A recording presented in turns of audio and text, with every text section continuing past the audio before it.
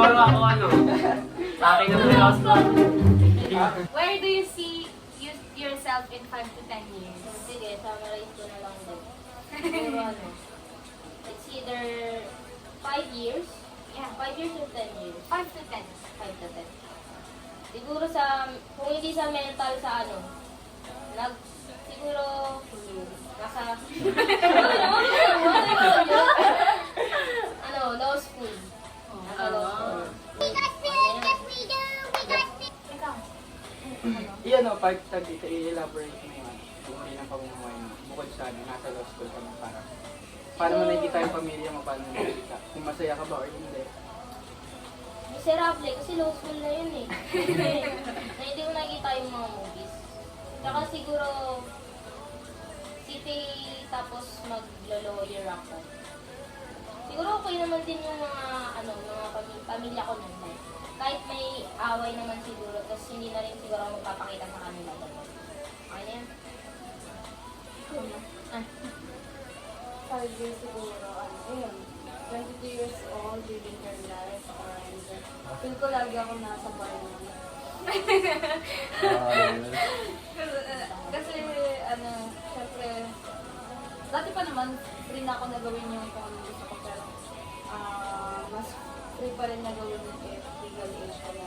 Feel ko nasa accounting, ano lang pa naman. So, yung day na siguro ako, PLM. Siguro magkasama ulit kami ni Syra. Pero hindi ko mag-iwalay yun. So, ayun, nakikita ko sarili ko na masaya with her friends. And feel ko baka nasa ibang bahay na ako. Siguro lumayas na ako sa bahay na ako.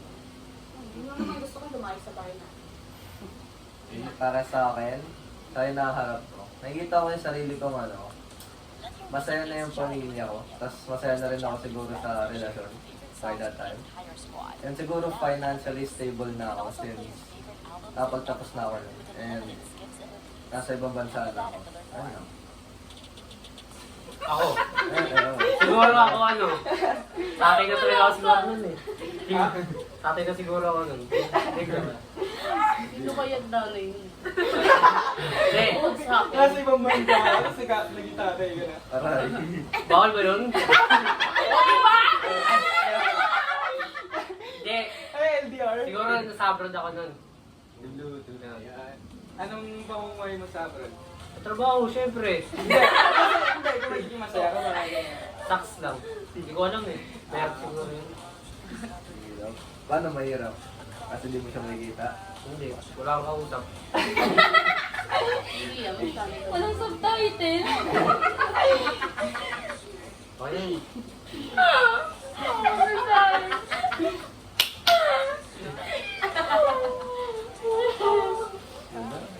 Tawa kayo sa akin ah.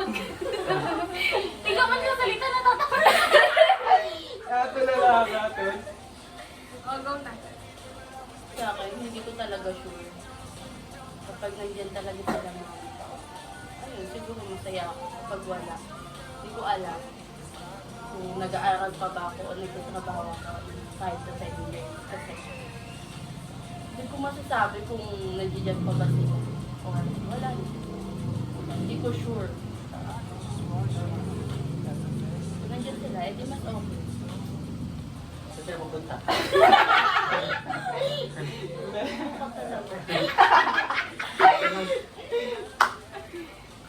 Patay na din ako nun, no? Hindi yan Di ba 5 to 10 years lang yun eh. Hindi, kasi feeling ko Hindi, ano. gusto mo pagkalipas Hindi, na ako. feeling ko kasi ngayon, malapit na ako mamatay. Akala ko lola ka ng pagkatapos ng ano. Yun mental, yun hindi ko patay. Oo, legit kasi feeling ko siguro mamamatay na ako. Siguro dadalhin ako sa hospital nito, maya-maya. Huwag naman. Hindi naman. Ano daw sa Ako na. ikaw na. Siguro ano, kapag tinuloy ko yung... Kapag tinuloy ko yung accounting, siguro mababaliw ako sa accounting kasi yung pinsan ko, nakikita ko siyang accounting. Tapos parang sobrang hirap ng nilalabi niya for CPA. Tapos halos mabaliw siya. Tapos, Okay. sana financially stable. Oh, sige kayo na lang. Sana financially stable na ako that time para, ayun, para hindi na magtrabaho si sila mama at saka papa. Tapos para maano ko lang rin yung kapatid ko. Tapos since college na ako noon, sana pwede na akong gumala kahit saan. So, At pwede na ako gabihin. That's all. may panahon pa sa tingin ko. Hindi ko pa nakikita yung sarili ko sa susunod na sapukan. Pero Tatay ka rin yan, di ba? Hindi, di ba? Pero most likely na mangyayari sa akin sa susunod na 10 taon. Siyempre una doon, makapagtapos ako ng pag-aaral. Tapos, siguro yung Bakit? Siyempre una naman talaga doon, makapagtapos na ako. Siguro yung mga... Bakit hindi yung reaction ko? Wala, nakita napansin lang kita. Pansin niya. Madali yun. Ayun nga, siguro makapagtapos na ng pag-aaral. Pero, yung isa pa doon na, sigurado akong mangyayari is, mamumuhay ako na mag-isa sa Hindi ko alam kung saan, pero, pagka nagkatrabaho, siguro yung ayun talaga pinamangyari sa'yo. Mamumuhay ako na mag-isa or may kasama. Kaya, Umiiyak. Ayun lang. ano yung Ano na lang, what should people never do in a relationship? Uy! Ako. Yun na. Cheating. Number one. Oo, narinig yun. Cheating. Ay, pinakaayaw talaga sa lahat is cheating kasi. So, paano naman eh? Cheating, betrayal, ganyan. Parang, pag iba yung ginawa nila, parang mapapatawad mo pa. Pero yung cheating kasi, ma-question mo talaga yung worth mo, kung ano ba yung hindi mo nagawa, or kung may mali pa sa'yo, ganun. Parang, ang sakit naman sa part mo na yun na parang hindi ka, worth it. Tapos, malalaman mo na, pala, may iba pala. Tsaka hindi ko mag-gets yung mga taong nag-cheat kasi, bakit ka makikipaglandian sa iba kung meron kang, Nakasama? girlfriend, Tama? ganyan. Yun. Pwede namang iwan mo muna sila, ganyan, kung hindi mo na talaga na-feel yung love, di ba? Tapos, hindi ko rin sila mag-gets after nun. Bakit hihingi sila ng second chance? Bakit mo ginawa yun in the first place, di ba? Yun, ayoko pinakalahat sa, cheating. Pangit siya. Next. Ano yung dapat yung ginagawa What sa should loob? people never do in a relationship? Yun lang naman yung cheating. Pero, Natulog yun. ayun, lahat naman siguro. Pero, ang pinaka-cost sa relasyon, yung may GBL. Yes. Hindi naman sa sobrang ng bigger. Pero, for me kasi, yung girlfriend mo kasi, yun dapat yung best friend mo, yung family, yung So, bakit ka pa hawak ng, ayun, sa parang kasangga mo kung meron ka naman. Pero kung yun naman yung nauna, then it's okay. Pero kung Huwag lang masyadong dikit. kasi may sinasabi na tayong boundaries and limitations. Oo, Kung boundaries. hindi mo yun magagawa, edi huwag ka na mag-play. Huwag ka na mag-play. Kung ano yung papain. Yes. Ulit yan. Naluto ko na. What should people never do in a relationship? Para sa akin, ano yung hindi dapat ginagawa? Alam ko na. Pasok sa relasyon, di pa nakakabot sa ex. Isa rin yun, kasi hindi naman yun yung gusto mo important. Yung yung hindi sila nakakabitaw ng hindi nila kayang bitawan yung past nila kahit ang dami nang ginawa sa kanilang kagaguhan or something na masama or hindi nila ginustuhan. Like, pinipilit nila dun sa tao na ayaw sa kanila or sinasaktan sila, imbes dun sa taong pinipili sila and gusto sila. Ayun lang. May tanong ako. Ano? Hello. Nakikita mo ba yung sarili mo na nagagawa mo yun? Or magagawa mo yung bagay na yun? Hindi. Kasi para sa akin, hindi. Para sa akin, hindi ko talaga nakikita ang sarili kong magagawa yung isang bagay na yun. Kasi, kung magagawa ko man yun is, wala na akong utak na. Or wala na ako sa tamang pag-iisip na. Ayun lang.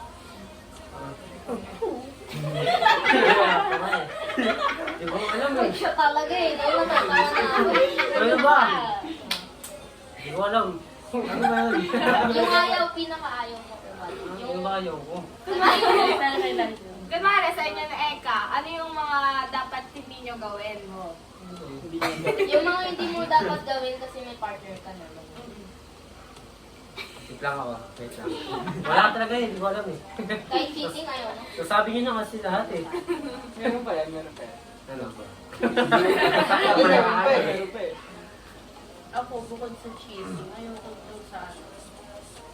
yung sa manggugulo yung ex na manggugulo. Tama. Nagkagot? Alam mo yung ano, like, ilang years na kayong naghiwalay pero manggugulo. Yes. Kasi, Hindi ka pa nakamove on. oo, hindi, nakamove on naman na, pero gusto niya na manggulo. Ewan ko, ano bang nasa isip niya, mas manggugulo ka. Ayoko sa mga ganun tao. Ayoko sa mga papansin na, Palaw kayo. Dahil na ito. Nagpareho ata sila. Ha? Pareho kayo. Ayaw. Ayaw ko rin. Ayaw ko yan. Hindi, sa akin cheating din. Tapos yung, parang sobrang higpit. Na parang nasasakal na yung partner mo. Yung sinakal. Yung violet. Tapos, Barney. lastly, yung communication. Kapag nag-away kayo, hindi yung, parang ini-ignore nyo lang yung pinag-awayan nyo lang. Oo, sinasilent treatment nyo lang yung pag-away nyo kahit na maayos siya. Tapos, mauuwi yun sa hiwalayan siguro kapag tumagal siya. Ano, ba't ka na ako? Wala, hindi ako tatapos. Ano ko nasasabihin? Umiyak ko. Hindi, sa akin, wala akong ayaw sa love. Na ayaw na ginagawa sa love kasi para sa akin, everything has a reason bakit nila ginagawa yun. Siyempre, kailangan muna natin intindihin yung rason na yun bago natin husgahan yung isang tao. Pero, ito na lang sasabihin ko, pero ang ayaw ko sa habang nasa relationship ka na, ayun nga, parang hindi na-reciprocate yung feeling nung isang tao. Di porket na parang kasi yun dito. Yung isa, more on dito, parang hindi kasi parang may love language na dito. Yun. Parang yung isa mapagbigay, tapos doon niya binabali yung isang bagay na kunyari, pag mahal ako nito, bibigyan ako nito ng ganitong bagay. Ayun, kasi niya. Ganun niya binabase yung pagmamahal sa kanya ng isang tao. Pero, ayun ang ayoko kasi sa akin. Sa pagka nasa relationship ka, nagbibilangan kayo ng mga nagawa niyo sa isa't isa. Kasi, hindi naman dapat talaga kasi binibilang yung mga nagagawa niyo sa relationship. Para sa akin, as long as mahal niyo yung isang tao, hindi dapat tinatrato ng ganun yung partner niya na Kunyari, bibigyan ng example. Parang first month sa rin yung binigyan mo ako ng bagay na ganito. Tapos, hindi ko na reciprocate yun, parang madi-disappoint ka. Tapos sasabihin mo sa partner mo na parang gano'n, parang hindi ko nire-reciprocate yung nararamdaman ko sa kanya. Kasi meron namang iba't ibang paraan na papakita ng pagmamahal, katulad na pagbibigay ng, bukod sa halaga, pagbibigay ng halaga sa isang tao, lalo na sa words of affirmation, yung physical touch, Gift giving. yung sa akin, Quality time.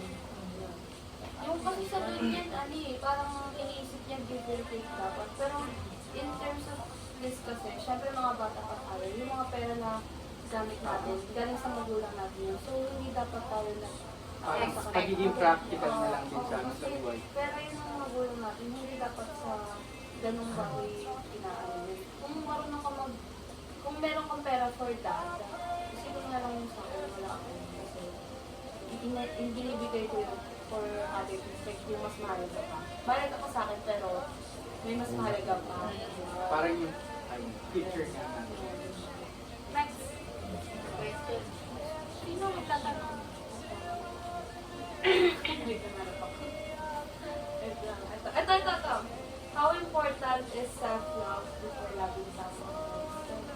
Ikaw bang ano? Ay, ikaw, Ikaw na muna, papalitan na tayo. gaano ba nga importante sa akin ang self-love? Before natin sa mga. Siyempre sa akin, sobrang importante ng ng self-love sa akin. Kasi, ako kasi yung taong parang hindi ko naman, sobrang pinapahalaga yung sarili ko. Siyempre mahalaga sa akin yung sarili ko sobra. Lalo na yung emotional state ko, ay lalo yung pinahalagaan ko sa sarili ko. Siguro, kung magbibigay lang ako ng Sample ulit. hindi, example. Situation. Ganun. Kung siguro kung papasok ako sa isang relationship, syempre, uunahin ko muna i-prepare yung sarili ko. Syempre, i-evaluate ko muna yung mga pwedeng mangyari, lalo hindi naman sa ino-overthink. Parang mga responsibilidad na pag pumasok ka sa isang bagay. Ay, Oo, siyempre. Nagay ko na. Gaano ka-importante yung self-love? ano mo yung ngayong taon Resolution mo yan Ano ba? Well, parang ang sarap kasi magmahal ng isang tao kapag alam mo mas mahal nila yung sarili nila. Wala na akong maisipin nga lang yung sasagot ko. Ikaw. Ito sa akin, sobrang talaga. Importante talaga ng self-respect. Ano ba? Ay, pinag-away. Basta importante lang sa akin. Tuloy maano. Tatawa na naman ako.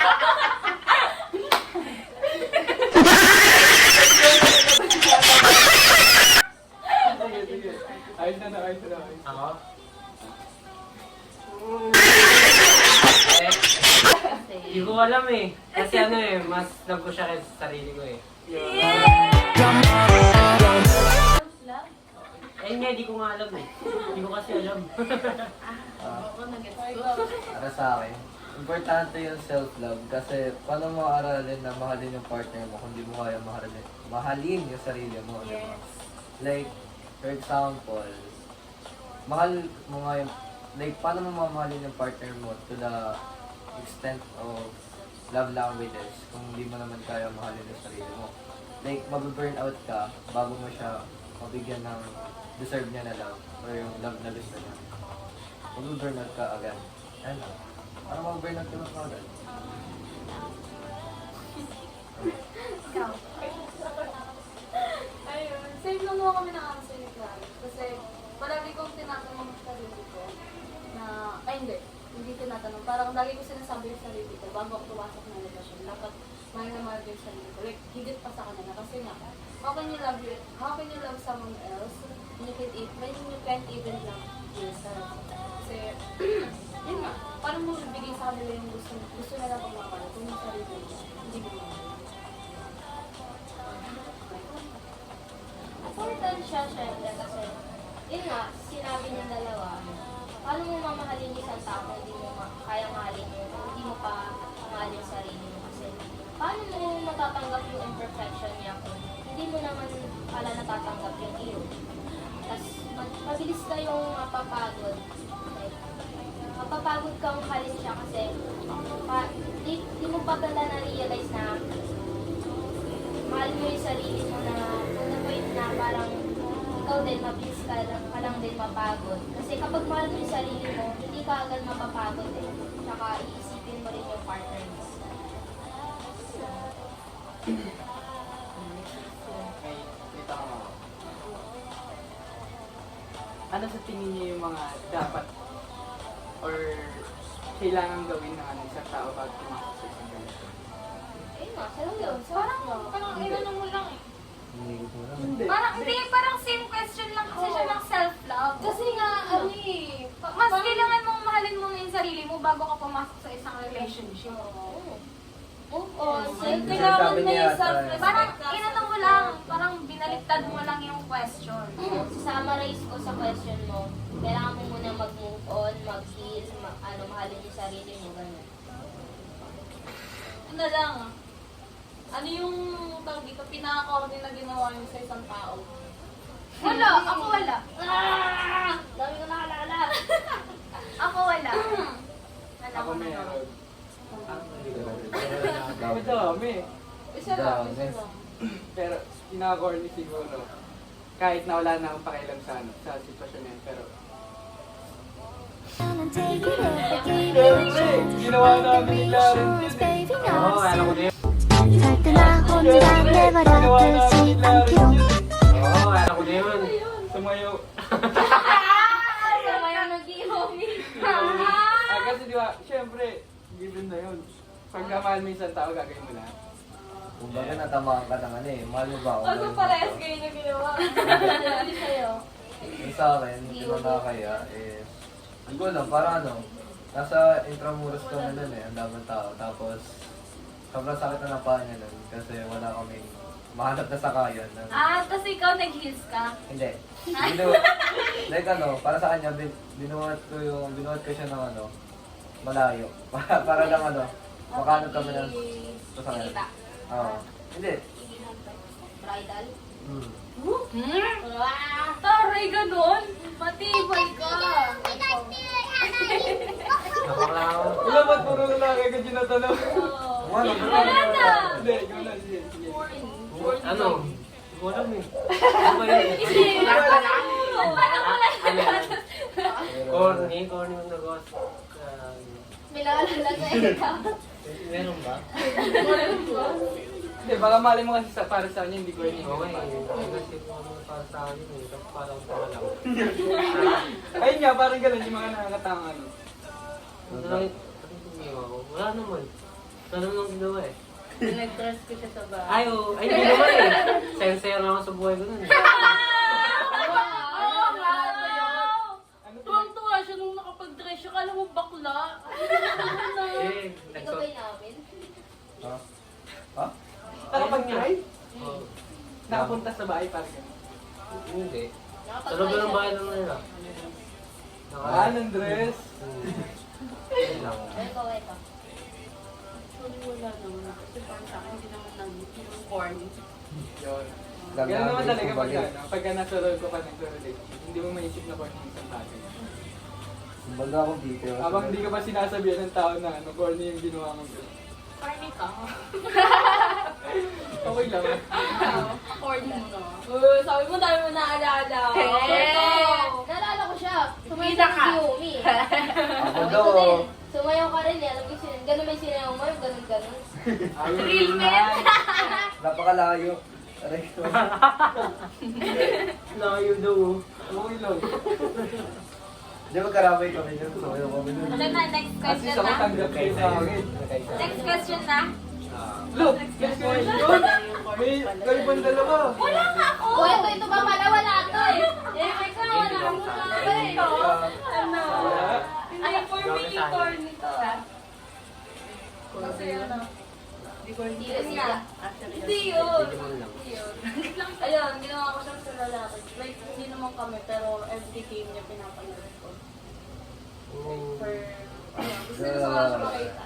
Or hindi siya, corny talaga. Ay. Alam mo talaga, courtside GF eh. Patay tayo dyan, tayo na pala pinaka-corny dito, Clarence. Sabi na eh. Sabi siya. Oo, ano. Di ba may ex ka? Oh, sino doon? Hindi! Lahat tayo. Oo. Sabagay may ex ka. Aray. Posible ba na maging friends kayo? Patay tayo. Hell no. Ay, eto. Is it possible to stay friends with someone you love? No. Sa akin, tanong sa akin. Lahat, sabi mo. Ako nga Hindi. sasagot. Para sa akin. For me, kasi, hindi na pwede. Lalo na kung naging friends kayo before naging kayo. Kasi, paano nyo ibabalik yung friendship nyo kung mga tsaka, ayun nga. Lalo na pag hindi ka pa move on, kasi, paano pag nakita mo siya na, yun, sa'yo na sa'yo. Back to zero. Back to zero ka talaga. So, for me, ayoko na talaga na magkaroon ng maging friends yung mga ex ko. Pero mostly mga ex ko, mga kaibigan. Ex and Para sa akin naman, hindi. Kasi dalawa lang meaning yan eh kapag naging friend mo siya. It's either hindi ka pa nakaka-move on or hindi mo talaga siya nila. lalo na kapag cheating yung ano. Hindi, at least nagmahal. Sa akin, Parang naman. sa akin hindi rin. Kasi, paano kayo magiging friends kung una pa lang pinangarap niya na makasal kayo in the future? Yun, Oo, pagkaroon ng totoo yun! hinaharap. Makasal yun! Oo, nakita Makasal yung picture mo sa kanya. Oo! Kung ano yung mga posibleng gawin niya sa future, tapos hindi magiging friends ulit kayo. No Pagka, way. So, hindi talaga siya ano sa akin. Ako naman, siguro, nasa pagitan na ako ng dalawa na payag ako na magkaroon ng kaibigan. Hindi ko sinasabing gusto ko magkaroon ng kaibigan eh. Siyempre, nasa perspective nyo na yung dalawa, kung nakamove on na ba talaga kayong dalawa. Tsaka, lagi din kasi sinasabi ng nanay ko, di naman sa oo nga naman, minahal ko naman nga yung tao. So, dapat, Ba't ko may umiyak? hindi, bakit, ano eh. minahal ko nga naman yung tao, bakit parang hindi ko siya patawarin. Sa akin naman, pinatawad ko naman, kaso ayoko lang talaga naman yung kaibigan. Siyempre naman. Para sa akin, alam ba? Ayoko talaga kasi una sa lahat. Imagine mo, nagkaroon ka ng sabi natin bagong jowa or bagong girlfriend. Kumasyonin nila yun palagi kung bakit hindi mo pa siya kinakaso. Kung bakit parang pinipili mo pa rin siya kaysa sa kanya. Kunyari, sinabi niya, or pinaka-cut off niya yung ex mo tapos di mo magawa. Siyempre, question niya kung mahal mo ba siya. Fight natin. Ito, Tapos, nagdagdag ako. Sige. Diba? Tapos ayun din. Yung sabihin na, sign lang yun ng hindi ka pa nakaka-move on. Ayun lang. Hindi ka na nakaka-move on. May hinahold ka pa sa sarili mo na ayaw mo bitawan. Kahit di mo pa alam yun. Ako ipadagdag lang sa sagot ko kanina. Depende din sa sitwasyon yung yung kung ang minimin ko kasi kaganina, yung kaibigan pero wala nang contact. Parang pinatawad mo lang siya. Tapos parang magkakaroon naman ng parang School interaction lang ba? hindi, parang interaction lang talaga parang wala ding samaan ng loob. Formal na lang. Formal. Parang stranger interaction na lang. Pero magkaibigan lang kayo, pero hindi yung bakit parang sa tinutukoy na kasi parang meron ka ng kasama, tapos kinakausap mo pa yung ex mo. Mali-mali naman talaga yun. Kaibigan, depende. Parang lang, pinatawad mo lang siya. Oh. Ganun na. Parang naging kaibigan lang kayo, tapos pinatawad mo lang siya. Pero wala kayong connection. Oo. Hindi ko alam. Oo. Hindi. Siyempre, hindi. Wow, well, nakadiretso Siyempre, na. hindi, boy. Kasi masakit yung boy. Bakit ako siya masaya, boy? Oo, tol. Sakit yun. Sakit yan, boy. Wala ka pa kayo. Relate. Hindi ka nasasaktan. Ikaw. Sa akin ha? Saya. Sa akin ha? Saya lang. Sa akin okay lang. Hindi, totoo sa akin okay lang. Kasi, like, lalo na kung yung nyo naman, yung break up nyo naman is okay. Like, ayos kayong Nag-end. nag-end. Okay lang. Ganito ganyan. Friend kayo, nakakapag-usap pa rin kayo. Pero wala nang mali siya yun. Like, friends lang talaga. Parang hindi ko Wala nang feeling. Wala na. Pero kung kung oo. Hindi yung cheating, hindi yung cheating. Cheating! Wala, ayoko. Yun. Kung maayos talaga, yes. Exit tayo. Meron mga pa tayong tanong. Ano pa ba? Next question. Pwedeng ibang naman. Walang tao. Ay, wait. Huwag naman love. About personal. Ah. Ayoko niya, iyak ako ng chat. Pwede yan. Ito, personal tayo. Naiyak ako ulit. For them?